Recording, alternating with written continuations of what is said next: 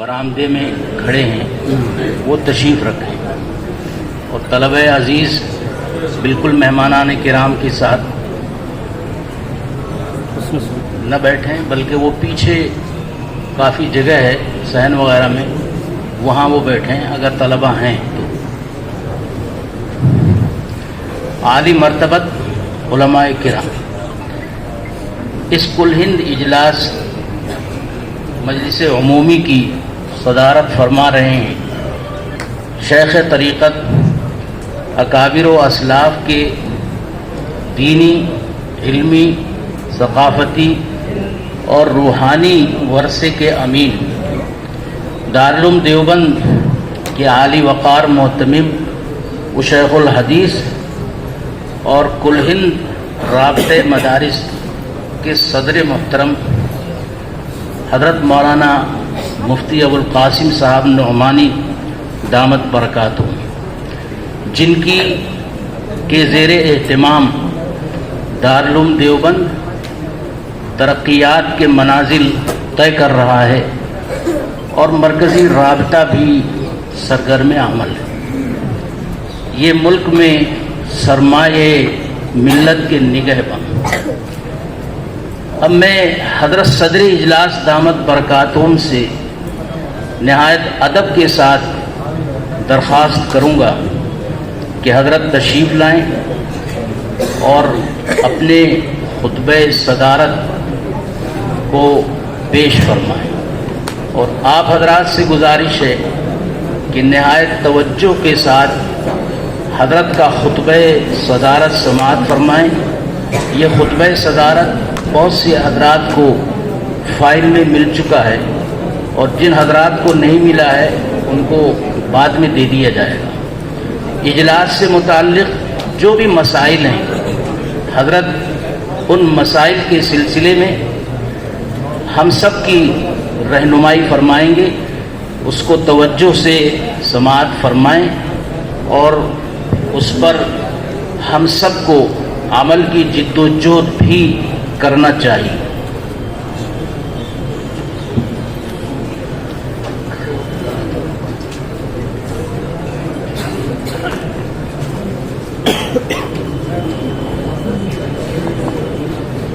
السلام علیکم ورحمۃ اللہ وبرکاتہ۔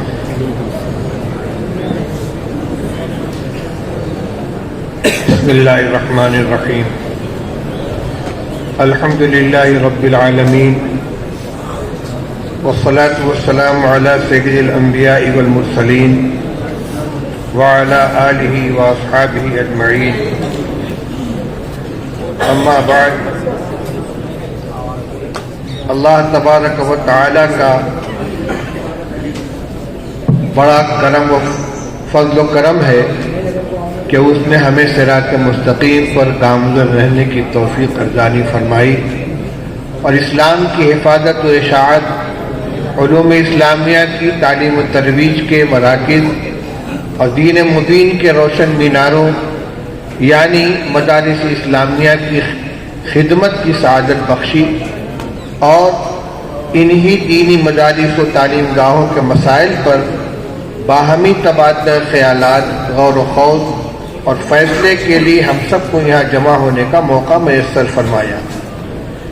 اس مسرت موقع پر بندہ اپنی اور خدام دارالعلوم دیوبند کی جانب سے آپ حضرات کا صمیم قلب سے خیر مقدم کرتا ہے، اور دل کی گہرائیوں سے جذبات تشکر پیش کرتا ہے کہ آپ حضرات نے رابطہ مدارس اسلامی عربیہ دارالعلوم کی مجلس عمومی کے اس اہم اجلاس میں شرکت کے لیے اپنا قیمتی وقت فارغ فرمایا، اور زحمت سفر برداشت فرمائی، اور دارالعلوم دیوبند تشریف لے آئے۔ بندہ اس موقع پر معذرت خواہ بھی ہے کہ ہم خدام دارالعلوم کوشش کے باوجود آپ کی شایان شان استقبال اور ضیافت کا حق ادا نہیں کر سکے۔ ہمیں یقین ہے کہ آپ اس بارے میں ہوئی کوتاہی کو معاف فرما کر شکر گزار فرمائیں گے۔ حضرات گرامی قدر، دستور کے مطابق مجلس عمومی کا اجلاس 3 سال کے وقفے سے ہوا کرتا ہے، لیکن لاک ڈاؤن کی پابندیوں کے باعث یہ اجلاس اس مرتبہ 2-2.5 سال کی تاخیر سے ہو رہا ہے۔ اجلاس کے دعوت نامے میں ان امور کی صراحت کر دی گئی ہے جو ایجنڈے میں شامل ہے۔ انشاءاللہ ایجنڈے کی روشنی میں اجلاس میں غور و خوض اور تبادلہ خیال ہوگا۔ سب سے پہلے ضروری معلوم ہوتا ہے کہ دارالعلوم دیوبند کی زیر نگرانی رابطہ مدارس اسلامیہ عربیہ کے قیام کے پس منظر اور اغراض و مقاصد پر ایک نظر ڈال دیجیے۔ بھائی یہ فوٹوگرافی بالکل نہ کریں، کسی صاحب کے ہاتھ میں کیمرہ نظر نہیں آنا چاہیے، بند کیجیے۔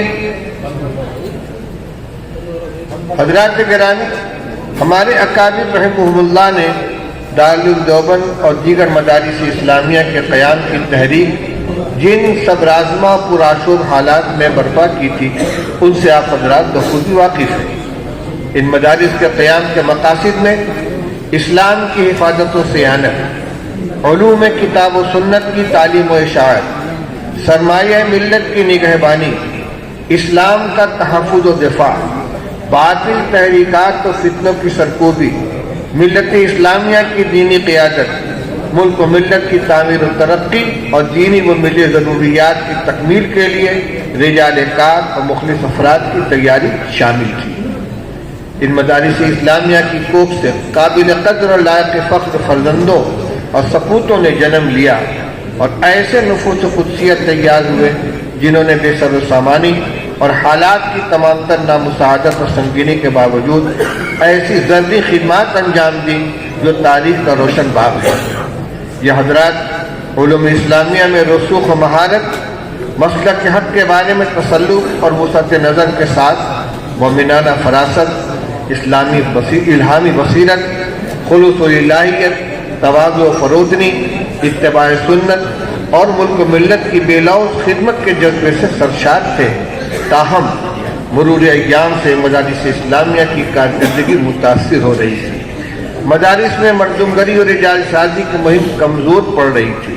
اس لیے اس روز افزو انحطاط پر روک لگانے، مدارس اسلامیہ کی کارکردگی کا جائزہ لینے اور ان کو فعال و متحرک کرنے، ان کی سرگرمیوں کو مزید منظم اور باضابطہ بنانے اور فرقہ پرستوں کی جانب سے مدارس اسلامیہ کی کردار کشی کی مہم کا مثبت جواب دینے کی غرض سے دارالعلوم دیوبند میں سن 1415 ہجری میں منعقد ملک گیر اجتماع میں رابطہ مدارس اسلامیہ عربیہ کی کل ہند تنظیم کا قیام عمل میں آیا، جس کا مرکزی دفتر دارالعلوم دیوبند میں قائم کیا گیا اور رابطے کے دستور العمل میں رابطہ مدارس اسلامیہ کے درج ذیل اقراض و مقاصد طے پائے۔ اس پر خاص طور سے توجہ دیں، اس لیے کوئی بھی تنظیم اگر اپنے اغراض و مقاصد کی تکمیل میں مصروف ہے تو کامیاب ہے، اور اگر اس سے نظر پھر جائے تو صرف ڈھانچہ کسی کام کا نہیں ہوتا۔ اس لیے بنیادی چیز اور اس کی روح و اغراض و مقاصد ہے جن کے لیے رابطے کا قیام عمل میں آیا۔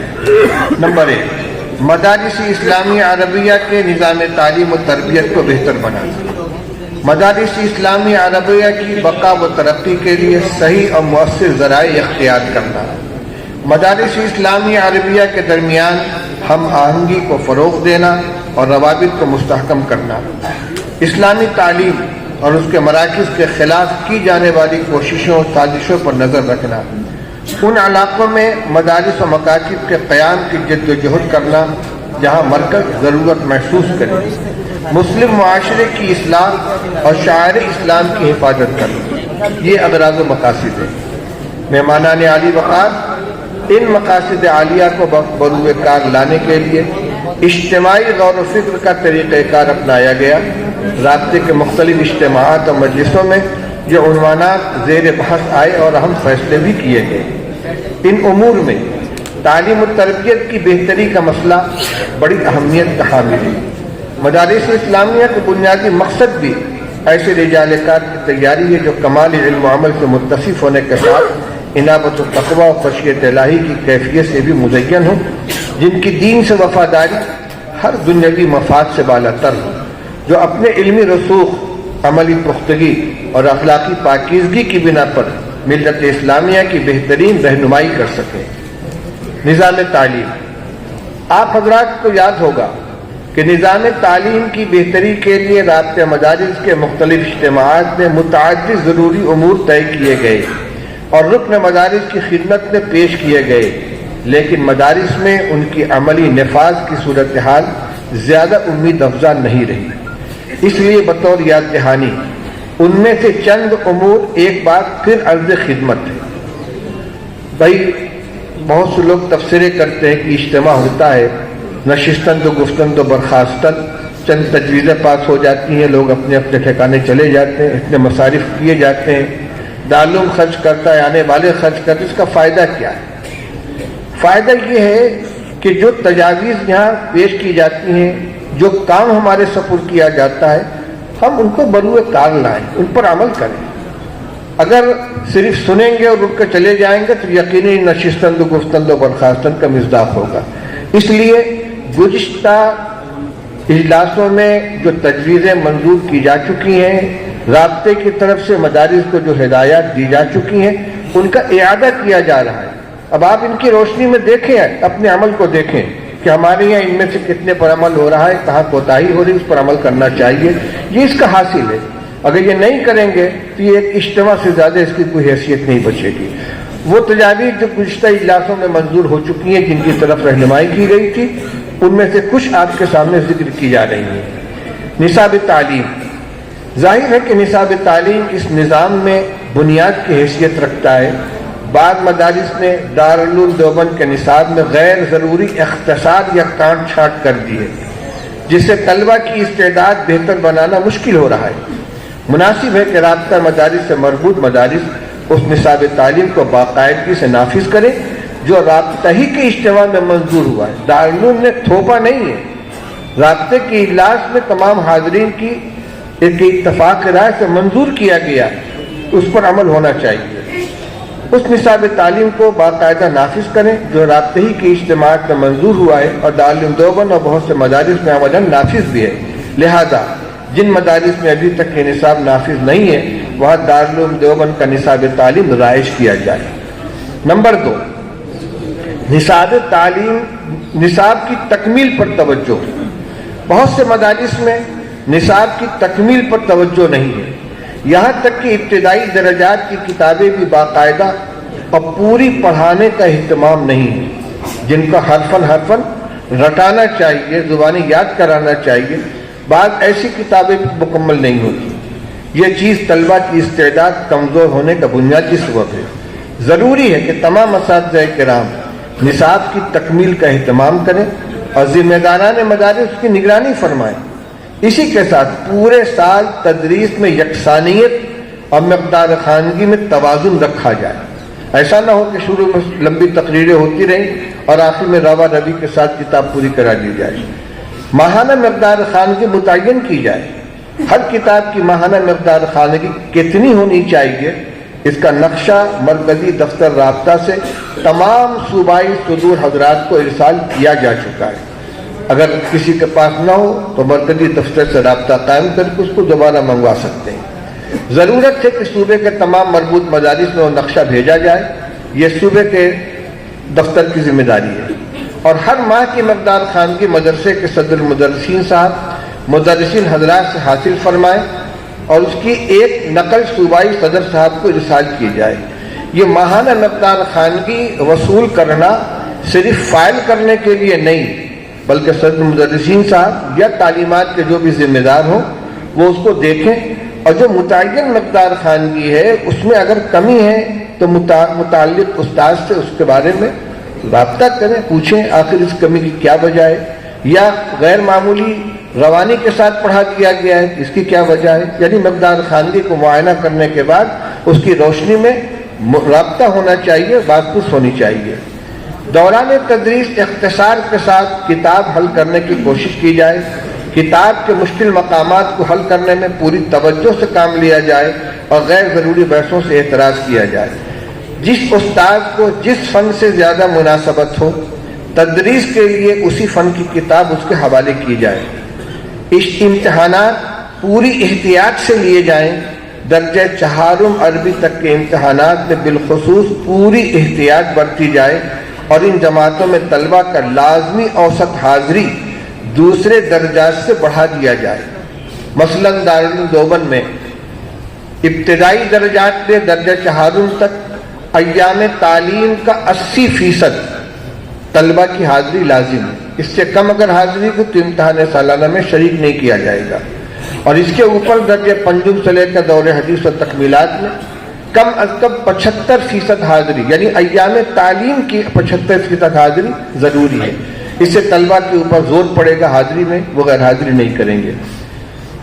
فرماتے ہیں کہ اس کے آگے ہے کہ ابتدائی تعلیم بطور خاص اچھے اور تجربے کار اساتذہ کے سپرد کی جائے۔ بڑے اساتذہ بخاری ترمذی لے کر بیٹھ جاتے ہیں اور جو ابتدائی کتابیں ہوتی ہیں وہ کمزور استعداد والے اساتذہ کے سپرد کر دی جاتی ہیں۔ بڑے اساتذہ یقیناً بڑی کتابیں پڑھائیں، لیکن مناسب یہ کچھ ابتدائی کتابیں بھی ان کے پاس رہیں۔ اول دوم سوم عربی کے طلباء کا ماہانہ امتحان لیا جائے، یہ دارالعلوم کے اندر بھی رائج ہے۔ سال چہارم عربی تک عربی تمرین اور انشاء پر زیادہ سے زیادہ زور دیا جائے۔ مدرسین کو اسباق اتنے دیے جائیں کہ وہ تدریس کی ذمہ داری کو صحیح طریقے سے عہدہ برا ہو سکیں۔ مدرسین کے انتخاب میں صلاح و تقویٰ، علمی استعداد، بلند اخلاقی معیار، سلامت طبع، تدریس اور طلبہ کی تربیت سے دلچسپی کو محفوظ رکھا جائے۔ طلبہ کو اسباق میں حاضری کا پابند بنایا جائے، غیر حاضری پر کارروائی ہو۔ سالانہ امتحان میں شرکت کو حاضری کی ایک مخصوص مقدار میں، مثلاً ایام تعلیم کی 75% یا 70% حاضری کے ساتھ مشروط کر دیا جائے۔ باری باری تمام طلبہ سے عبادت خانی کا اہتمام کرایا جائے تاکہ وہ تصحیح عبادت کا مطالعہ کے عادی بنے۔ تدریب المعلمین کا نظام قائم کرنے پر توجہ دی جائے۔ رابطے مدارس اسلامیہ کی مجلس عاملہ کی تجویز میں مدارس اسلامیہ میں تعلیمی نظام بہتر بنانے کے لیے ابتدائی عربی جماعتوں میں مختلف فنون کی تدریس کی تربیت کی ضرورت پر زور دیا گیا ہے، اور صوبائی صدور کو متوجہ کیا گیا ہے کہ وہ اپنے اپنے صوبے میں ابتدائی درجات کے مدرسین کی تربیت کا نظام بنائیں۔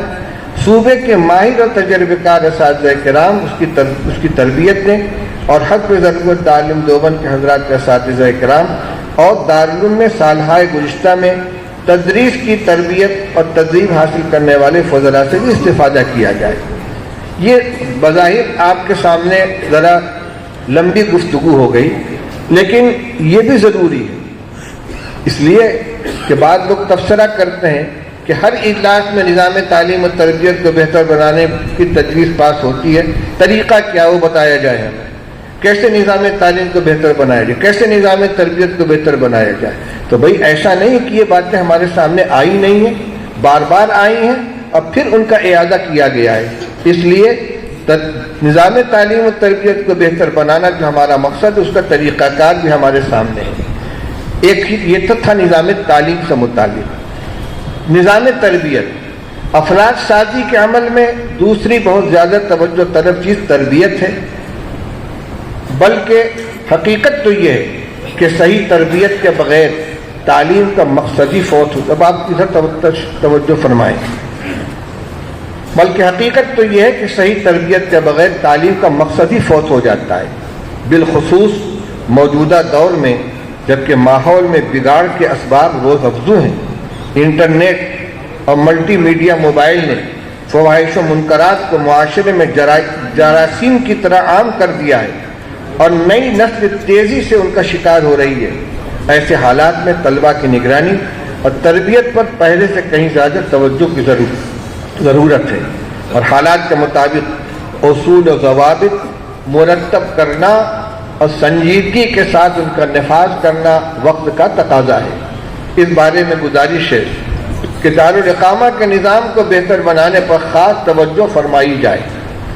جہاں بڑے ادارے ہیں وہاں شعبہ جات الگ الگ ہوتے ہیں، دارالاقامہ کا شعبہ الگ ہے، تعلیمات کا شعبہ الگ ہے، لیکن بہت سے مدارس میں محتمم صاحب ہی تمام چیزوں کے ذمہ دار ہوتے ہیں۔ تو مقصد یہ نہیں ہے کہ دارالاقامہ کا شعبہ الگ، بلکہ دارالاقامہ کے جو امور ہیں ان پر پوری توجہ ہونی چاہیے، چاہے یہ کام شعبہ دارالاقامہ کے ذریعے ہو، چاہے دفتر اہتمام یا دفتر نظامت کے ذریعے ہو۔ اس بارے میں گزارش ہے کہ دارالاقامہ کے نظام کو بہتر بنانے پر خاص توجہ فرمائی جائے، جس کے تحت طلبہ کو نماز با جماعت کی پابندی، وضع قطع کی درستگی اور تمام غیر ضروری اور غیر مناسب مشاغل سے اجتناب کا پابند بنایا جائے، ملٹی میڈیا، موبائل اور انٹرنیٹ کے استعمال سے روکا جائے اور صرف ضرورت کے تحت اوقات تعلیم کے علاوہ میں سادہ موبائل کے استعمال کی اجازت دی جائے، طلبہ کو زندگی کے تمام کاموں میں اتباع سنت کا عادی بنایا جائے، وقتاً فوقتاً اصلاحی بیانات اور تذکیر و موعظت کا اہتمام کیا جائے، اگر کسی تعلیم کا طرز عمل زیادہ خراب ہو تو اس کے سرپرستوں کو بھی اس کے احوال سے باخبر کیا جائے۔ باہمی ربط و اتحاد کا فروغ، میں اس میں اب کچھ اختصار سے کام لے رہا ہوں۔ بنیادی طور پر نظام تعلیم و تربیت سے متعلق جو باتیں تھیں وہ مکمل آپ کے سامنے آ گئی ہیں۔ اب آگے جو میرے خطبہ صدارت کے عنوانات ہیں اس میں ایک جزء باہمی ربط و اتحاد کا فروغ، مدارس کے ذمہ داروں میں آپس میں ربط ہونا چاہیے، ایک دوسرے کی مدد کرنی چاہیے، اور اس سلسلے میں 6 دفعات کا مشتمل ہدایات ہیں، آپ ان کا مطالعہ فرما لیں گے۔ اس کے بعد مدارس کا داخلی نظام، اس سلسلے میں ابھی جو یو پی کا اجلاس ہوا تھا رابطے کا، اس میں یہ چیزیں تفصیل کے ساتھ آئی تھیں۔ مدارس کے اندرونی نظام کو مستحکم کرنے کے لیے کاغذات کو درست رکھا جائے، حساب و کتاب کو درست رکھا جائے، حساب کو آڈٹ کرایا جائے، اور میرے خیال میں اس کو سن لینا چاہیے، اس میں کچھ اہم باتیں ہیں۔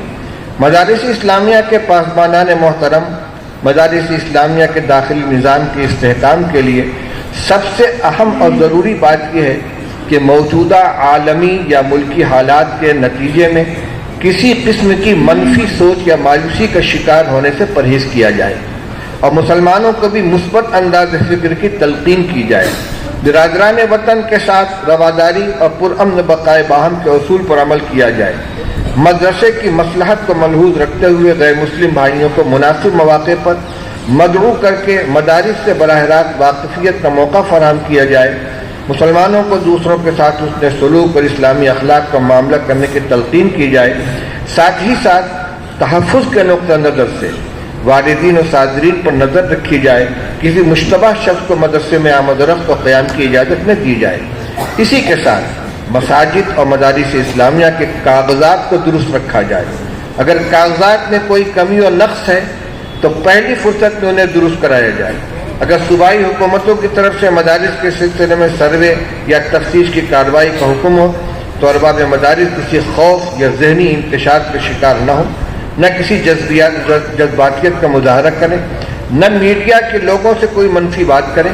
البتہ جو سروے ٹیم معلومات حاصل کرنے کے لیے آئے تو پہلے اس بارے میں تحقیق ضرور کر لیں کہ کہیں یہ کوئی فرضی ٹیم تو نہیں، اگر واقعی حکومت کی طرف کے افراد اور کارندے آئیں تبھی ان کو معلومات دیں، بغیر مطالبے کے کوئی دستاویز سپرد نہ کریں، معلومات صحیح اور درست دیں۔ مدارس کی انتظامیہ کے افراد، حضرات اساتذہ اور طلبہ سبھی کا اندراج آدھار کارڈ اور ووٹر آئی ڈی کے مطابق اب کریں اور بغیر آدھار کارڈ کے کسی تعلیم کا داخلہ نہ کریں۔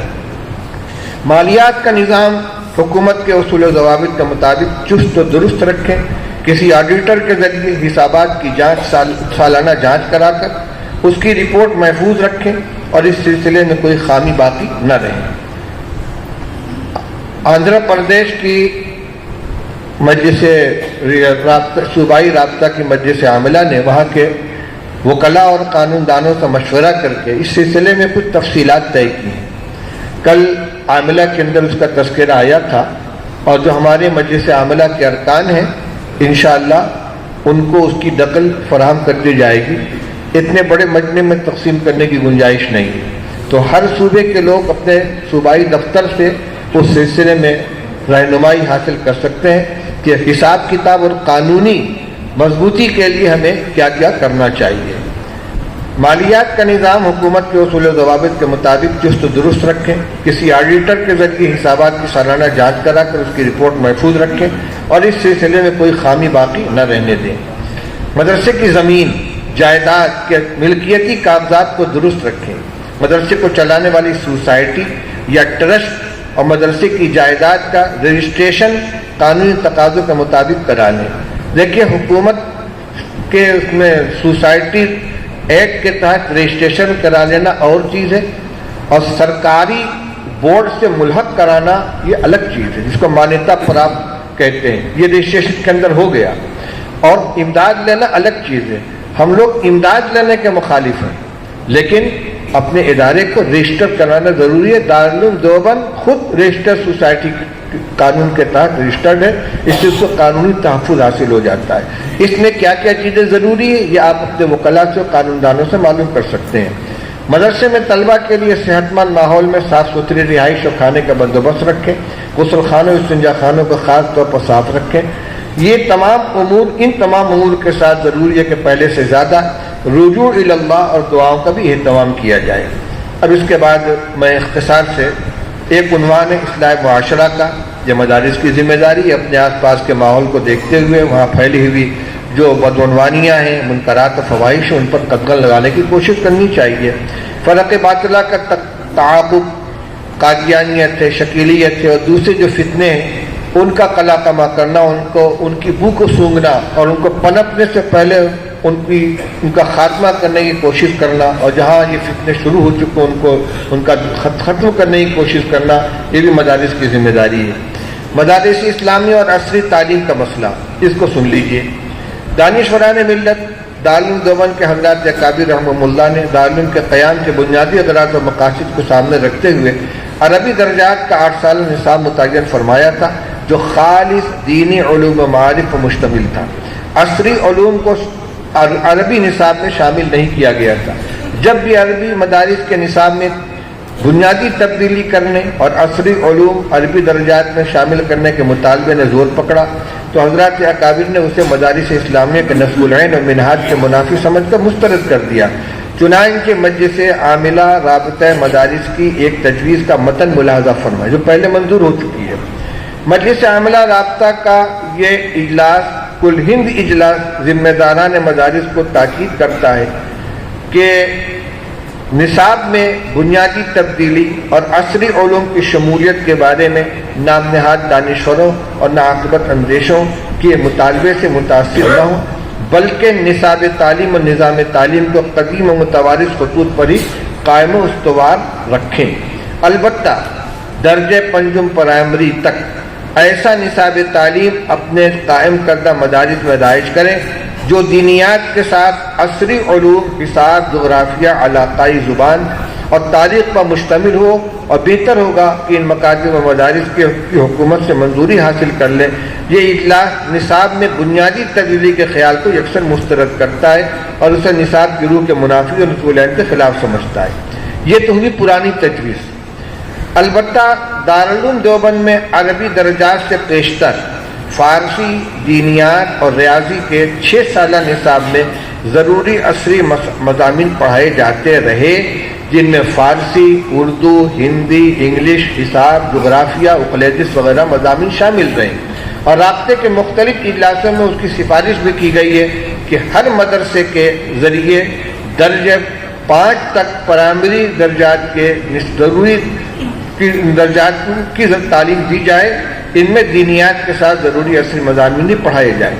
آپ حضرات کے علم میں ہے کہ 2009 میں حکومت کی جانب سے ایک قانون متعارف کرایا گیا جس کو RTE یعنی رائٹ ٹو ایجوکیشن کا نام دیا گیا، یعنی بچوں کو تعلیم حاصل کرنے کا بنیادی حق۔ اس کے تحت ہر ہندوستانی بچے کو جس کی عمر 6 سے 14 سال تک کو عصری تعلیم دینا ضروری قرار دیا گیا، یعنی 14 سال کے ہر بچے کو 10ویں تک تعلیم دلانا لازم ہے، جس کی عزت مدرسوں میں پڑھنے والے طلبہ بھی پڑتی تھی۔ لیکن ملک کے اہم قائدین اور علماء کرام کی جد و جہد سے سن 2012 میں مدارس اسلامیہ میں زیر تعلیم طلبہ کو RTE ایکٹ سے مستثنی قرار دیا گیا، اور ان کے لیے عصری تعلیم حاصل کرنا فی الحال لازم نہیں رہا۔ یہ استثناء اب بھی برقرار ہے، خدا کرے آئندہ بھی رہے۔ مدارس اسلامیہ کے ذمہ داران اور مسلم قائدین کو ایک بار پھر اس استثناء کو باقی رکھنے کے لیے منظم جدوجہد کرنی چاہیے۔ اس وقت ملک میں جس تعلیمی پالیسی کے نفاذ کی کوششیں جاری ہیں وہ مرکزی حکومت کی قومی تعلیمی پالیسی 2020 ہے۔ یہ پالیسی، جیسا کہ ارباب بصیرت حضرات نے اظہار خیال کیا ہے، دستور ہند کی بنیاد پر نہیں بنائی گئی، بلکہ قدیم ہندوستانی تہذیب و ثقافت اس کی بنیاد ہے۔ یہ اسلامی تہذیب و معاشرت، اسلامی اقدار و روایات کے لیے سخت مضر ہے۔ البتہ قدیم ہندوستانی تہذیب و ثقافت شرک و بت پرستی، رقص و سرود، نغم و موسیقی، مجسمہ سازی، تصویر کشی وغیرہ پر مشتمل ہے۔ یہ ملک کی دیگر اقوام کی تہذیب و تمدن سے بھی ہم آہنگ نہیں ہے۔ اس پالیسی میں 3 سال سے 18 سال تک کے بچوں کو عصری تعلیم دلانا ضروری قرار دیا گیا ہے۔ پالیسی کے مندرجات سے معلوم ہوتا ہے کہ ہر ہندوستانی باشندے کو اس تعلیمی پالیسی کے مطابق قائم کردہ تعلیمی نظام سے وابستہ رہنا ضروری ہو جائے گا۔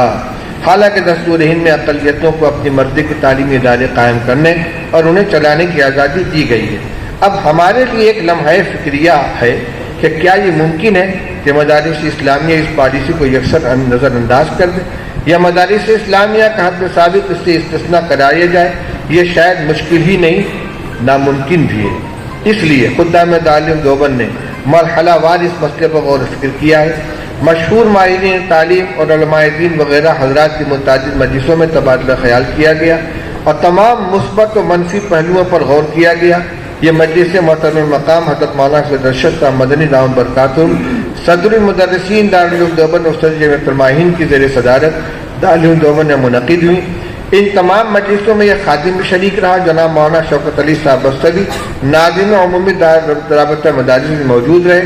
اس موقع پر یہ بات پیش نظر رہنی چاہیے کہ اکابر و اسلاف رحمہم اللہ نے انگریزی تعلیم کو یکسر شجر ممنوع قرار نہیں دیا، بلکہ برطانوی سامراج کے قائم کردہ اسلام مخالف نظام تعلیم کے مہلک اثرات اور کفر و شرک اور دین بیداری اور مغربی تہذیب و معاشرت کی زہرناکیوں کی بنا پر اس کی مخالفت کی تھی کہ انگریزی تعلیم الحاد و لادینیت پیدا کر رہی ہے۔ بقول لسان الراس حضرت الہ آبادی، ہم سمجھتے تھے کہ لائے گی فراغت تعلیم، کیا خبر تھی کہ چلا آئے گا الحاد بھی ساتھ۔ ہمارے اکابر رحمہم اللہ نے انگریزی تعلیم کی مخالفت کبھی نہیں کی، بلکہ انگریزی فکر و تہذیب کی مخالفت کی۔ پھر عربی درجات کے ساتھ عصری تعلیم کے اختلاط کو ضرر رساں اور سخت نقصان دہ قرار دیا۔ اب جبکہ ملک اور پوری دنیا کے حالات تیزی سے بدل رہے ہیں، ایک طرف مدارس کے فضلاء کو رباب حکومت تعلیم یافتہ تسلیم نہیں کرتے، دوسری طرف امت مسلمہ میں انگریزی تعلیم یافتہ حضرات کا تناسب بہت بڑھ گیا ہے۔ اس لیے جہاں اس کی ضرورت ہے کہ قرآن و سنت اور فقہ اسلامی کے ماہر علماء اور فضلاء موجود ہوں، وہیں اس کی بھی ضرورت ہے پہلے سے کہیں زیادہ کہ عربی، اردو، انگریزی اور ہندی میں مہارت رکھنے والے اچھے فضلاء بھی تیار ہوں، تاکہ وہ تعلیم و تربیت اور دعوت و تبلیغ کا ہم فریضہ بھی اچھی طرح ادا کر سکیں اور اسلام اور مسلمانوں کو صحیح رہنمائی بھی کر سکیں۔ اس لیے خدام تعلیم نے فیصلہ کیا ہے، اب یہ سنیے، کہ حسب سابق عربی کے نصاب میں کسی طرح کی تخفیف و ترمیم کیے بغیر عربی درجات میں عصری مضامین کی شمولیت سے احتراز برتتے ہوئے حفظ، دینیات اور پرائمری کے درجات میں، جس میں فارسی کی جماعتیں بھی شامل ہیں، ان کی دینی تعلیم کے ساتھ ساتھ بقدر ضرورت عصری علوم بھی داخل کر دیے جائیں، اور عربی درجات میں آنے سے پہلے بچہ 14 سال کا ہو تو اسے 10ویں جماعت کا امتحان دلا دیا جائے، اور اس کے بعد وہ عربی تعلیم شروع کرے۔ اس کا نظام کچھ ماہرین تعلیم دینی و عصری حضرات تیار کر رہے ہیں۔ یہ ماہرین بتا رہے ہیں کہ تعلیمی پالیسی کا منشا یہ ہے کہ ہر ہندوستانی بچہ 14 سال کی عمر میں 10ویں پاس ہو اور 18 سال کی عمر میں وہ 12ویں پاس کر لے۔ یہاں یہ بات وضاحت ضروری ہے کہ دارالعلوم اپنے اسی قدیم متوارث نہج پر قائم ہے اور انشاءاللہ قائم رہے گا۔ یہ اس کو اور بھی کچھ چیزیں ہیں جس کو میں اختصاراً ترک کر رہا ہوں، البتہ 2 چیزیں خطبہ صدارت میں نہیں آ سکی تھیں، ان کی طرف آپ کو متوجہ کرنا چاہتا ہوں۔ اس کے پہلے عمومی اجلاس کے اندر بھی یہ تجویز منظور ہو چکی ہے، اور مرحوم حضرت مولانا محبوب الرحمان صاحب رحمۃ اللہ علیہ کے دستخط سے تمام مدارس کو یہ سرکولر بھیجا گیا تھا کہ تمام مدرسے اپنے بجٹ کا 10% حصہ مکاتب کے قیام پر صرف کریں۔ ہر مدرسہ اپنی اندرون مدرسہ جو تعلیم دیتا ہے، چاہے وہ جس معیار کی بھی ہو، ابتدائی درجات ہوں یا دور حدیث تک کی ہوں، اطراف میں جہاں ضرورت ہو جائزہ لے کر اپنے بجٹ کا 10% حصہ مکاتب کے قیام پر صرف کریں، لیکن اس پر کما حقوق عمل نہیں ہو رہا ہے۔ آج کے زمانے میں جبکہ دہریت اور الحاد اور بے دینی عام ہوتی چلی جا رہی ہے، اور یہ بالکل مسلم ہے کہ ایمان اور عقیدے کی حفاظت بنیادی دینی تعلیم کے بغیر ممکن نہیں ہے، تو مکاتب کی ضرورت پہلے سے زیادہ ہے، محسوس کی جا رہی ہے، اس لیے اہل مدارس اس کے اوپر توجہ دیں۔ دوسری بات یہ ہے کہ نظام تعلیم کو مضبوط کرنے کے لیے اجتماعی امتحانات کا طریقہ تجویز کیا گیا، اور اس پر بہت سے جگہوں پر عمل بھی ہو رہا ہے، لیکن بہت سے مدارس اس سے پہلو تہی کر رہے ہیں، جس کے مختلف اسباب ہیں۔ کہیں تعلیم کمزور ہو رہی ہے، کہیں مقدار خواندگی مکمل نہیں ہو رہی ہے، یا اور کوئی بہانہ ہے، اس لیے صوبائی ذمہ داروں کے متوجہ کرنے کے باوجود بہت سے مدارس کو شرکت سے گریز کرتے ہیں۔ یہ بالکل مناسب نہیں ہے۔ مربوط مدارس اپنے اپنے صوبے کے ذمہ داروں کے انتظام کے تحت ہونے والے اجتماعی امتحان کے اندر شرکت ضرور کریں، اس سے انشاءاللہ ان کا معیار تعلیم بھی بلند ہوگا۔ کل مجلس عاملہ کے اندر حضرت مولانا ارشد رشیدی صاحب دعوت برکاتہم نے یہ صورتحال بتلائی کہ ہم نے جب سے اس کو نافذ کیا ہے تو خود بہت سے مدرسے کے ذمہ داروں نے اس کا اعتراف کیا کہ اس اجتماعی امتحان کی بنا پر ہمارے یہاں اساتذہ کی محنت میں بھی اضافہ ہو گیا، ان کی توجہات میں بھی اضافہ ہو گیا، اور معیار تعلیم بھی بلند ہوا، مقدار خواندگی بھی بڑھی ہے۔ جب مسابقہ ہوگا اور مختلف مدارس کے لوگ ایک نصاب تعلیم اور ایک مقدار خواندگی کے تحت ایک معیار کا امتحان دیں گے تو اپنے مدرسے کے ناموری کے لیے اور اس کے اچھے نتائج کو سامنے لانے کے لیے محنت کرنے پر مجبور ہوں گے۔ اس لیے یہ طریقہ رائج ہونا چاہیے۔ آخر میں بندہ ایک بار پھر تشکر و امتنان کے جذبات پیش کرتا ہے کہ آپ حضرات مادر علمی کی دعوت و سفر کی زحمت برداشت کر کے تشریف لائے۔ اس کے ساتھ ہی ہمیں اس بات کا اعتراف ہے کہ ہم خدام دارالعلوم حق کی خدمت ادا کرنے سے قاصر رہے۔ امید ہے کہ آپ حضرات عفو درگزر سے کام لیں گے۔ فجزاکم اللہ احسن الجزاء۔ السلام علیکم ورحمۃ اللہ وبرکاتہ۔